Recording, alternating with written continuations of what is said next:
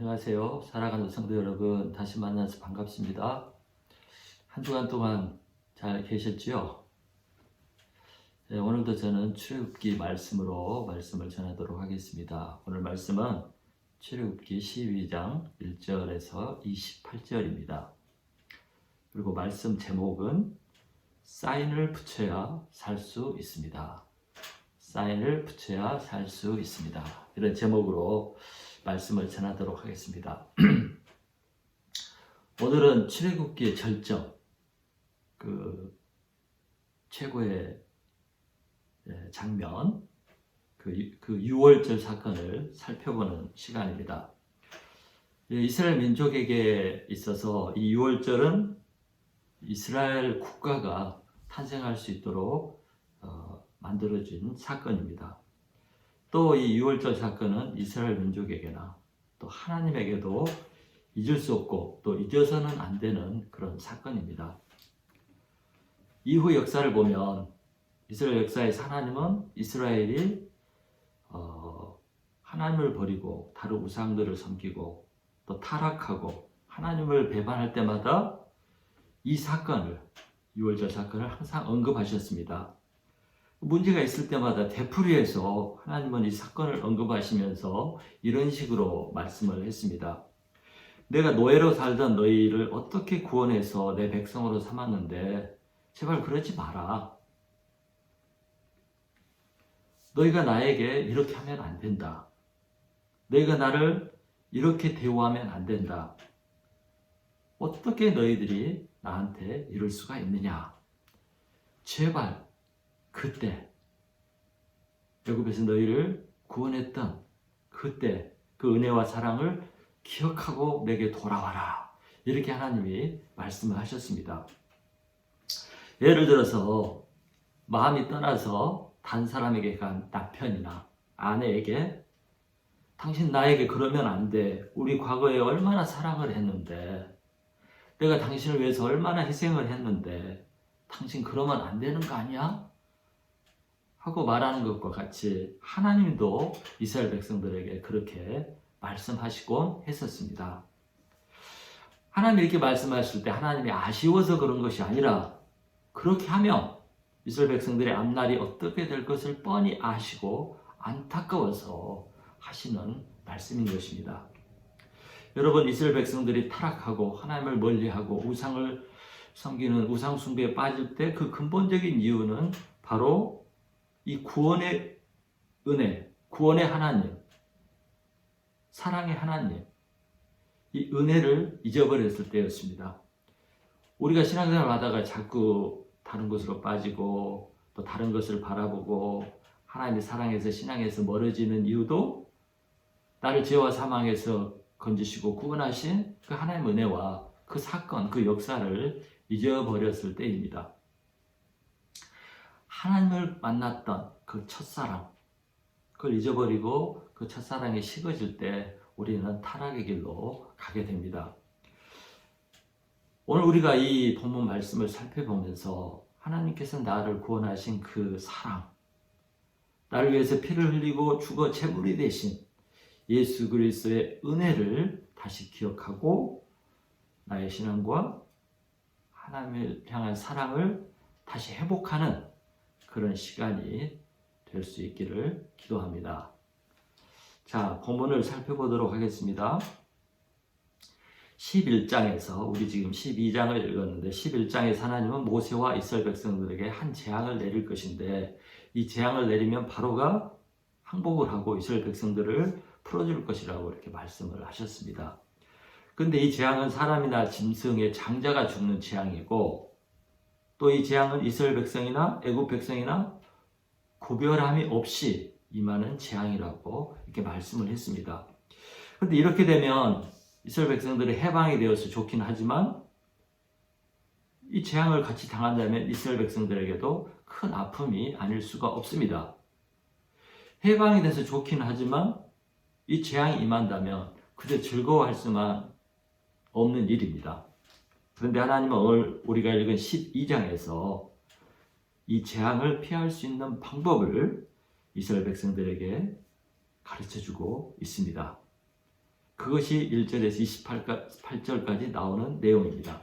1절에서 20절은 하나님이 모세에게 이 방법을 알려준 내용이고, 21절에서 28절은 모세가 다시 이 내용을 이스라엘 백성들에게 알려주는 그 내용입니다. 똑같은 내용이죠. 자, 우리가 구체적으로 살펴보면 3절을 보십시오. 하나님은 6월절 5일 전에, 그러니까 그달 10일에 각 가정마다 어린 양 한 마리씩을 준비하고 그 어린 양을 집에 두도록 했습니다. 근데 5절에 보면 그 어린 양은 흠이 없어야 했습니다. 점도 없고 흠도 없고 정말 완전한 양을 준비했었고요. 또 1년이 된 양이고요. 그 다음에 반드시 수컷이어야 했습니다. 이제 6절을 보십시오. 이제 이스라엘 백성들이 양을 준비한 다음 준비하고 있다가 14일 날 해질 때, 그러니까 14일이 끝나는 그 지점에서 그 양을 죽이도록 했습니다. 그리고 해가 지면 이제 15일이 시작되는 것입니다. 그래서 이 6월절 사건은, 그리고 이스라엘 백성이 해방을 얻은 날은 15일입니다. 15일. 자, 7절을 보십시오. 7절을 보면 이제 양을 따서, 목을 따서 죽일 때 그들은 그냥 죽이는 걸로 끝나는 것이 아니라 이 양이 흘리는 그 피를 이 그릇에 받아야 했습니다. 왜냐하면 그 피를 가지고 집 문설주하고 임방에 바르라고 했기 때문입니다. 문설주는 이렇게 세로로 있는 문 기둥이죠. 또 임방은 이 가로로 있는 기둥입니다. 그래서 이들은 양을 죽일 때 그 피를 받아 놓아야 했습니다. 그러면 하나님께서 이 피를 받아서 이렇게 문설주에 바르라고, 문에 바르라고 한 것은 그 이유가 무엇일까요? 우리 다 같이 13절을 읽어보도록 하겠습니다. 13절 꼭 찾아서 같이 읽어보겠습니다. 13절 시작. 내가 애굽 땅을 칠 때 그 피가 너희가 사는 집에 있어서 너희를 위하여 표적이 될지라. 내가 피를 볼 때 너희를 넘어가리니 재앙이 너희에게 내려 멸하지 아니하리라. 그동안 하나님이 9가지 재앙을 내릴 때는 아무 조건 없이 이스라엘 백성들은 그 재앙을 피하도록, 면하도록 해주었습니다. 아무 조건 없이. 그러나 이 마지막 재앙, 장자가 죽는 재앙에서는 예외를 두지 않았습니다. 애굽인이나 이스라엘 백성이나 다 이 재앙을 똑같이 치르게 되었습니다. 이 말은 이스라엘 백성의 집에서도 장자나 초태생 짐승들은 다 죽게 된다는 것입니다. 그러나 하나님은 하나님의 백성인 이스라엘 백성들에게는 이 재앙을 피할 수 있는 그 방법을 가르쳐 주었습니다. 그것이 바로 양을 죽이고 그 피를 받아서 그 양의 피를 문에 바르는 것이었습니다.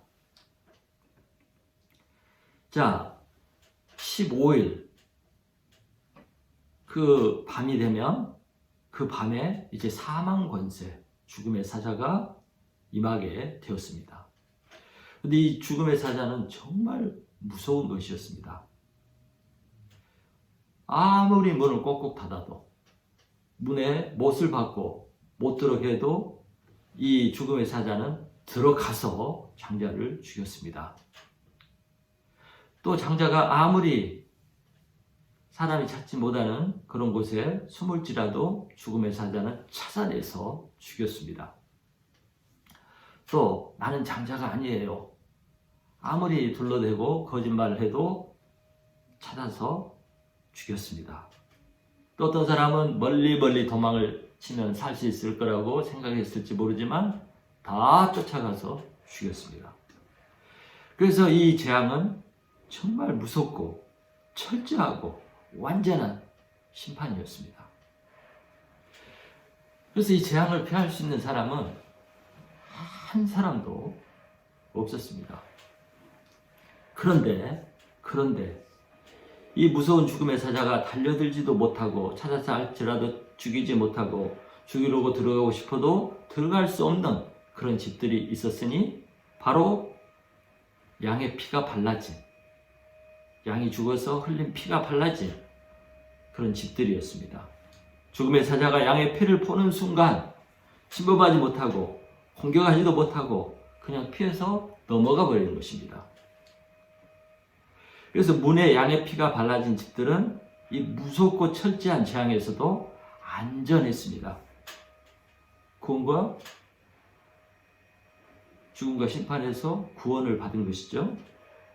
왜냐하면 양의 피가 하나님의 표적이 된 것이기 되었기 때문입니다. 자, 하나님의 말씀대로 양의 피가 표적이 되었습니다. 표적이라는 말이 뭐죠? 표적. 표적을 우리는 뭐 기적 이렇게 많이 쓰는데 그런 뜻이 아니고, 이 표적이라는 것은 영어로 말하면 사인입니다. 사인. 특별히 하나님의 사인을 표적이라고 그러죠. 그러면 이 사인이라는 게 뭐예요? 우리가 보통 간판 아니면 뭐 어떤 표시 이런 걸 사인이라고 합니다. 그래서 사인이란 어떤 의미를 전달하는 표식이죠. 표식. 여러분, 이제 요즘에는 우리가 다 운전을 하기 때문에 운전을 하다 보면 엄청나게 많은 사인들을 보게 됩니다. 제가 운전하기 전에는 그렇게 사인이 많다는 것을 알지 못했는데, 운전을 하다 보니까 온통 길에가 정말 사인이 덕지덕지 붙어 있다는 것을 알았습니다.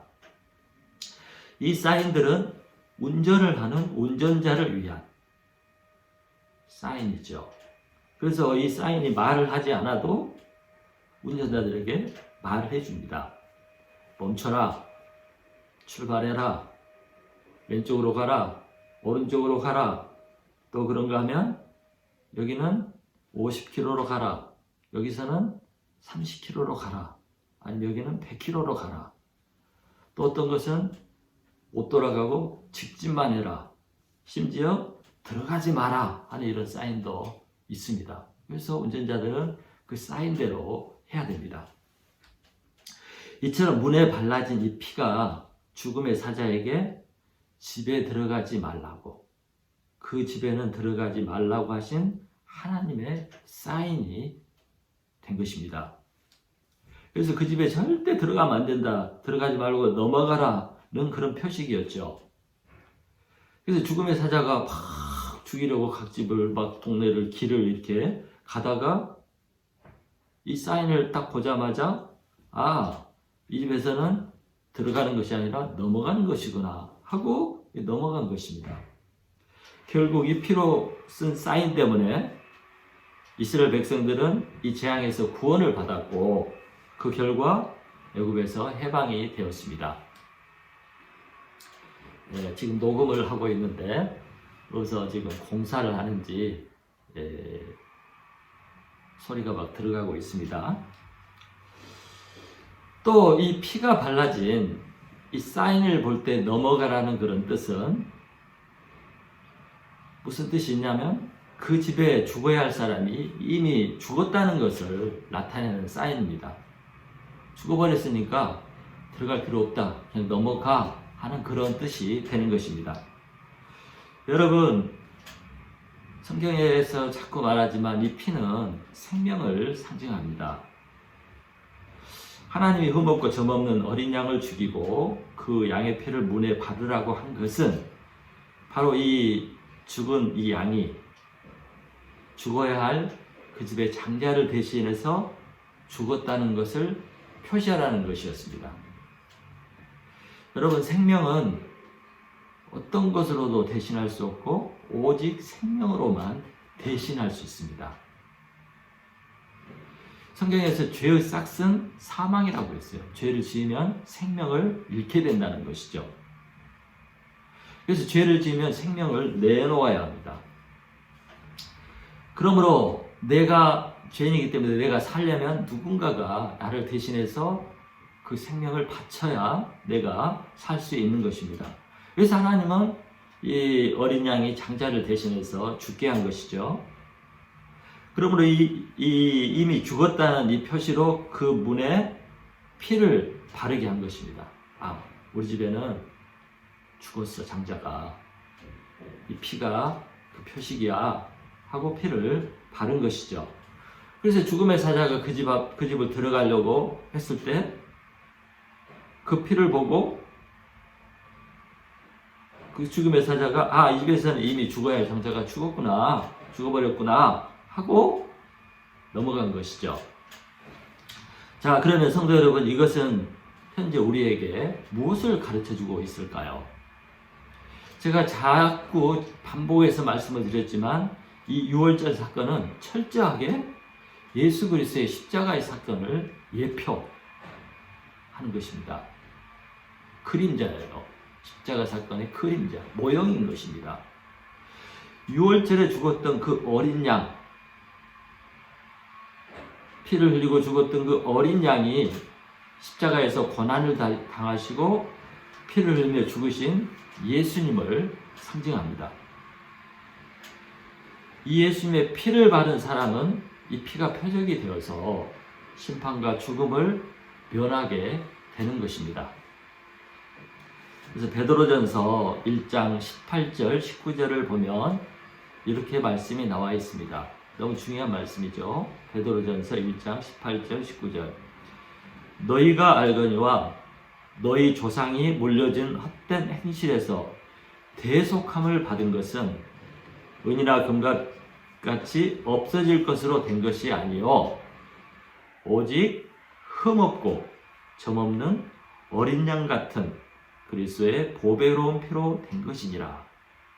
짧게 얘기하자면 우리가 대속함, 속죄함을 받은 것은 흠없고 점없는 어린 양 같은 예수 그리스도의 피로 된 것이랍니다. 또 에베소서 1장 7절에 이렇게 나옵니다. 우리는 그리스도 안에서 그의 피로 말미암아 속량 곧 죄사함을 받았느니라. 사함을 받았느니라.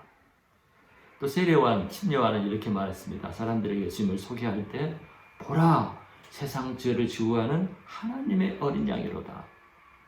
세상 죄를 지고 피 흘리고 죽는 그런 어린 양이라고 예수님을 소개했습니다.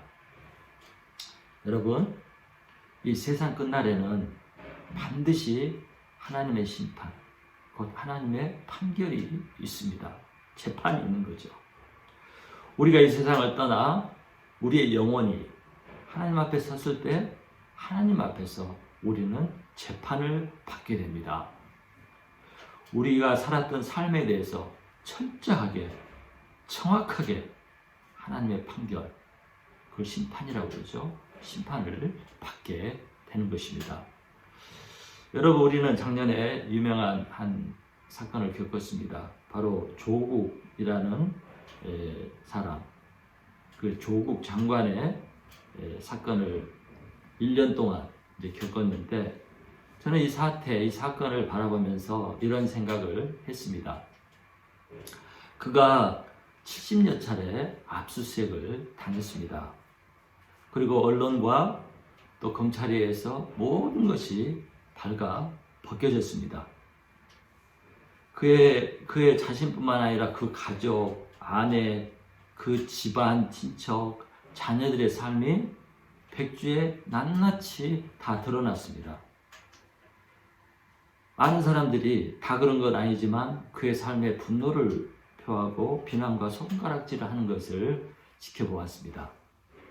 그런데 그때 저는 만약에 나의 삶이 이처럼 누군가에 의해서 샅샅이 그리고 철저하게 조사되고 또 그것을 온 세상에 발표를 한다면 얼마나 무서울까? 그리고 이렇게 한다면 과연 모든 사람이 이렇게 당한다면 과연 무서워하지 않을 사람이 한 사람이라도 있을까 하는 그런 생각을 해보았습니다. 그러면서 또 동시에 이런 생각을 했습니다. 하나님의 심판, 하나님의 조사, 하나님의 압수수색은 더 무서운데,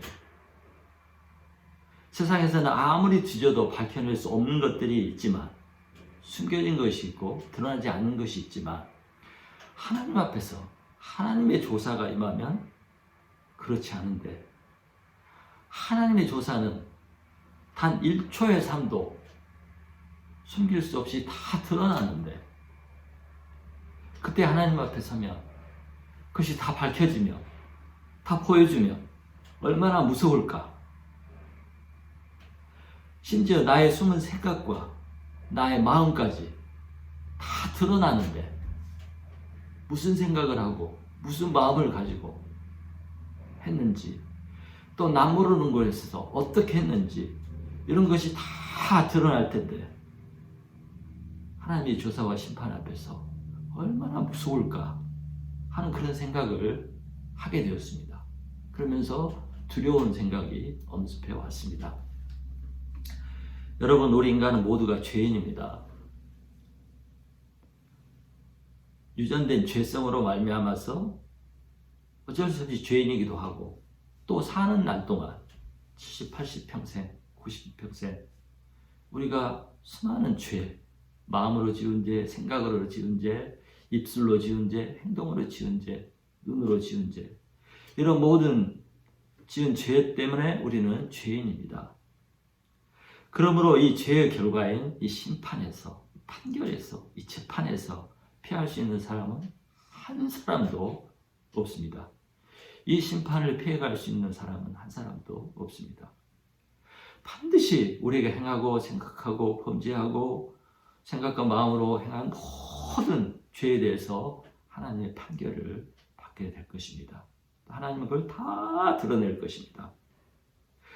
어느 누가, 세상에서 어느 누가 하나님의 불꽃 같은 레이저 광선을 받아는 그 불꽃 같은 눈과 모든 것을 아시는 전지하신 하나님 앞에서 떨지 않을 수가 있겠습니까? 가끔 천국을 방문한 사람들의 얘기를 들어보면 자기가 알지 못했던, 다 잊고 살았던 그런 죄를 다 보여주신답니다. 그런 사람들이 이 날이 닥치면 얼마나 무섭든지 이렇게 말한답니다. 산아, 내 위에 무너져라. 왜냐하면 차라리 큰 산이 내 위에 무너져서 나를 덮어버리는 것이 덜 무섭기 때문입니다. 그런데 여러분, 하나님이 우리 인간이 죄인이라고 해서 한 사람도 예외 없이 심판하신다면 정말 하나님은 잔인하신 분입니다. 그런데 하나님은 우리 인간과 같지가 않지요. 하나님은 그런 분이 아니십니다. 그래서 자비하신 사랑의 하나님은 이스라엘 백성들에게 심판에서 살아날 방법을 가르쳐 주셨습니다. 또 죄인인 우리에게도 이 방법을 가르쳐 주셨습니다. 살 길을, 구원받을 길을, 피할 길을 가르쳐 주신 것입니다. 그것은 바로 이스라엘 백성들처럼 하나님의 어린 양 예수 그리스도의 피를 바르는 것입니다. 유월절 사건은 예수 그리스도의 피가 우리를 마지막 심판, 무섭고 예외가 없는 하나님의 심판에서 우리를 구원해 준다는 것을 말씀해 주고 있습니다. 오직 예수 그리스도의 피가 구원과 심판을 가르는 사인이 된다는 것입니다. 다른 사인은, 다른 표적은 없습니다. 성도 여러분, 우리가 구원받을 수 있는 다른 방법은 이 세상에 없습니다. 오직 하나님이 제시한 그 방법만, 하나님이 주신 그 방법만 효력이 있습니다. 그래서 예수 그리스도의 피가 마음에 발라진 그 사람만은 심판이 넘어간다는 것, 피해간다는 것을 오늘 우리에게 가르쳐주고 있습니다.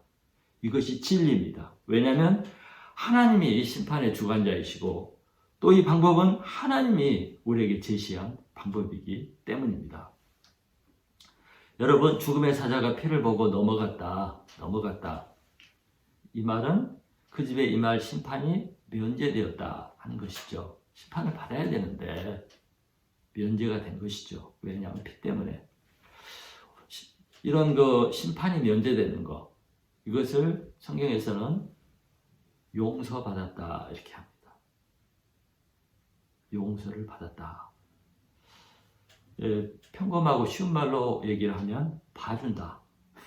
봐준다, 넘어가준다 하는 이런 말입니다.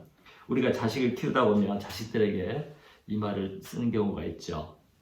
너 이번 한 번만 엄마가 봐준다? 이 한 번 봐주는 거야? 넘어가 주는 거야? 알았어? 이렇게 봐주고 넘어가는 거, 그걸 용서라고 합니다. 그래서 용서라는 단어는 영어로 forgive인데, forgive. 근데 이 단어의 정확한 뜻을 알아보고 싶어서 이제 캠브리 영어 사전에서 제가 찾아보았습니다. 근데 첫 번째 뜻은 어떤 사람의 잘못한 것에 대한 비난이나 분노를 멈추는 것이다. 어떤 사람이 잘못하면 우리가 비난을 하고 분노를 하잖아요. 그것을 멈추는 것이 용서이고, 두 번째 정의는 무슨 잘못한 것에 대해서 해야 할 벌, 심판, 이것을 하지 않는 것, 취소하는 것이죠. 이것이 용서라고 했습니다. 그렇습니다. 용서는 정말 어떤 사람, 어떤 대상을 향한 미움, 분노를 멈추는 것입니다. 그게 용서예요. 그리고 그 사람이 그것 때문에 받아야 할, 잘못한 것에 대해서 받아야 할 그 심판과 벌을 취소해 주는 거예요. 그냥 넘어가 주는 것입니다. 우리 그렇게 안 하죠. 그러나 하나님은 피를 보고 이스라엘 가정에 집행해야 할 그 심판을 취소한 것입니다. 예수 그리스도의 피를 보고 우리를 봐준 거예요. 넘어가 준 거예요. 이것이 용서이고 이것이 바로 구원입니다. 하나님이 나에게 그렇게 하셨어요. 우리는 어떻게 하죠? 우리는 안 그러잖아요. 그러면 안 되죠. 죄인이었던 저와 여러분이 예수 그리스도께서 흘리신 피 때문에 죽을 죄에서 용서를 받았습니다. 사형수였는데 사면을 받은 것입니다. 우리가 마땅히 받아야 할 그 분노, 그 미움, 그 심판으로부터 우리가 면제되고 하나님이 봐준 것입니다. 왜냐하면 내가 받아야 할 이 미움, 저주, 심판, 벌, 이것을 예수님이 내 대신 받았기 때문입니다. 어디에서요? 십자가에서 그 대신 받으신 것입니다. 피를 흘리며 고통을 받으며 죽어가면서 받은 것입니다. 그래서 이 예수 그리스도의 피가 우리를 죄에서 구원할 효력이 있고 능력이 있는 것입니다. 이 얼마나 놀라운 사실입니까? 얼마나 큰 은혜입니까? 얼마나 감사할 일입니까? 할렐루야. 그러면 지금 우리가 어떻게 해야 이 예수님의 피로 우리 몸에 발라서 사인을 만들 수 있을까요? 피를 바른다는 그 의미는 무엇일까요? 그것은 바로 예수 그리스도를 하나님이 나를 위해서 준비하시고 보내신 하나님의 어린 양, 그가 흘린 피가 나를 구원하는 사인이라는 것을 받아들이는 거예요. 받아들이는 거예요. 곧 하나님이 약속하시고 말씀하신 그 사실을 믿는 것입니다. 그것이 바로 피를 바르고 사인을 붙이는 것입니다. 우리가 이 사실을 진짜 겸손하게 따지지 말고 생각을 해야 되겠죠. 그걸 받아들이고 인정할 때 그 예수 그리스도의 피가, 하나님의 어린 양의 피가 내 마음에 발라지고 그것이 하나님 앞에 표적, 표시가 되는 것입니다. 하나님은 우리에게 구원의 방법으로 이것을 제시했어요. 이것이 하나님의 방법입니다. 다른 건 없습니다. 이 하나님의 방법, 내 생각, 내 뜻, 다른 사람 얘기가 아니고 이 하나님의 방법을 받아들이는 그것이 믿음이에요. 자꾸 얘기하지만 다른 방법으로는 구원이 없습니다. 이스라엘 백성들이 다른 짓 했으면 구원을 받을 수가 없었습니다. 내 방법, 내 생각, 내 논리, 내 이론, 그 방법은 효력이 없어요. 오직 예수 그리스도를 믿는 것 외에는 다른 길이, 다른 방법이 없습니다. 근데 이것이 너무 쉽지만 이것을 못 믿는 사람들이 많이 있습니다. 그래서 자꾸 딴 얘기를 하고 다른 방법을 찾고 또 뭔가를 첨가하고 그런 사람들이 있어요. 근데 오늘 그런 거 없잖아요. 그래서 믿음이라는 것이 쉬운 것도 아닌 거예요. 그래서 잘난 사람, 똑똑한 사람, 스스로 의롭다고 생각하는 사람들은 자꾸 이 방법을 못마땅히 여기거나 인정하지 못하거나 믿지 못해서 다른 방법을 말하고 추구합니다. 그건 정말 잘못된 것이고 거기에는 구원이 없습니다. 사랑하는 성도 여러분, 신앙생활을 하는 우리에게 평생 필요한 것은 죽을 때까지, 하나님 앞에 갈 때까지 필요한 것은 바로 예수 그리스도의 피의 능력을 믿는 거예요. 그리고 그 피를 보고 우리를 용서하시고 구원하시겠다고 약속하신 그 하나님의 약속을 끝까지 믿는 거예요. 그것이 믿음이 필요한 거죠. 믿음이 필요한 것입니다. 사랑하는 성도 여러분, 우리는 하나님의 자녀가 되었지만 끊임없이 죄를 짓고 또 넘어집니다. 나의 연약함과 나의 죄성 때문에 넘어질 때 우리는 절망하고 구원에 대한 확신이 흔들릴 때가 있습니다. 그럼에도 불구하고 우리가 끝까지 붙잡아야 될 것은 예수 그리스도의 피와 그의 공로입니다. 그것만이 나를 하나님의 정죄와 하나님의 심판에서 구원할 수가 있습니다. 그것만이 내가 용서받을 수 있는 길입니다. 아무리 험한 죄를 지었을지라도, 아무리 사람들이 나를 비난하고 욕할지라도 내가 예수 그리스도를 붙들고 그 약속을 믿고 그 피와 공로를 의지하면 하나님은 나를 용서하시고 나를 의롭다 하시고 죄 없다고 하시는 것입니다. 이것이 하나님의 약속이고 예수 그리스도의 피의 능력, 구원의 능력인 것입니다. 그래서 이것을 우리는 복음이라고 말합니다. 복음. 이 복음, 이것만이 죄인인 우리에게 소망이 되는 것입니다. 예수 그리스도만이 우리의 소망이 됩니다. 저는 이것 때문에 예수님을 사랑하고 하나님을 사랑합니다. 저는 이것 때문에 아무리 힘들고 어려워도 하나님을 따르고 있습니다. 왜냐하면 나는 너무나 죄인이고 나는 늘 넘어지고 이 예수 그리스도가 없으면 살 수가 없고 또 이 예수 그리스도가 나에게 베푸신 이 구원의 은혜가 너무 크기 때문에 감사하고 주님을 따르는 것입니다. 또 옛날 제가 하나님을 몰랐을 때, 예수님을 몰랐을 때 너무 인생이 허무하고 답답해서 세상을 빨리 뜨려고 했을 때 하나님이 나를 구원하신 그 은혜를 저는 기억을 합니다. 그래서 저는 부족하고 연약하고 못났어도 이 은혜를 보답하기 위해서 하나님을 섬기려고 노력하고 애를 쓰고 있습니다. 또 이 은혜가 얼마나 중요하고 얼마나 큰 것인가, 얼마나 소중한가 이걸 알기 때문에 이 사실, 이 구원의 길, 이 구원의 복음을 전하기 위해서 이렇게 사는 것입니다. 사랑하는 성도 여러분, 정말 이 하나님의 사랑, 예수 그리스도의 은혜, 이것을 아는 사람은 정말 이전과 같이 살 수가 없습니다. 정말 아무 일이 없었던 것처럼 그렇게 무덤덤하게 살 수가 없습니다. 나를 살리기 위해서, 나를 대신해서 감당할 수 없는 고난을 내 대신 감당하시고 내 대신 피를 흘리시고 그 불에 타는 듯한 그 고통과 저주를 대신 받고 결국에 또 대신 죽으신 그 예수님의 은혜와 공로를 생각하면 눈물이 나야 되죠. 또 이 은혜를 보답하고 살아야 되겠다는 그 감동이 풀릴 듯 일어나는 것이 너무나 당연한 것입니다. 이 감동이 있어야 돼요. 감격이 있어야 되고 이게 사람이죠. 자, 다음 주일이 미국 추수감사주일입니다. 캐나다는 10월 달에 보내고 미국은 이제 11월 말에 보내죠. 한국은 언제 보냈는지 모르지만 미국하고 같을 거라고 생각합니다. 감사주일이죠.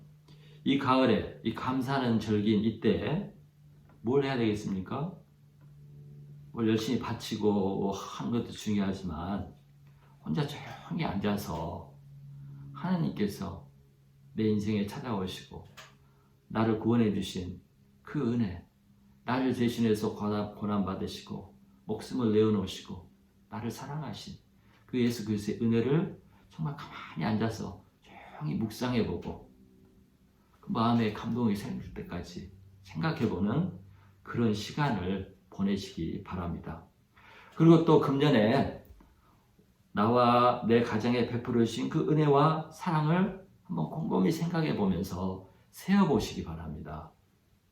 그러면 반드시 마음의 깊은 감동과 또 감동이 생기면 심령이 회복되는 이 회복의 역사가 반드시 있게 될 것입니다. 사랑하는 성도 여러분, 오늘 우리는 유월절에 대해서 살펴보았습니다. 그리고 예수 그리스도의 구원의 은혜, 십자가의 은혜에 대해서 살펴보았습니다.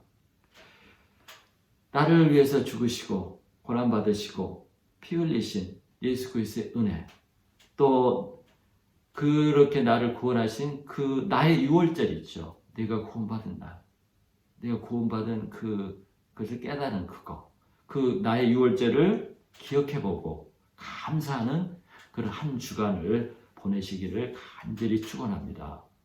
하나님이 여러분에게 큰 은혜 주시기를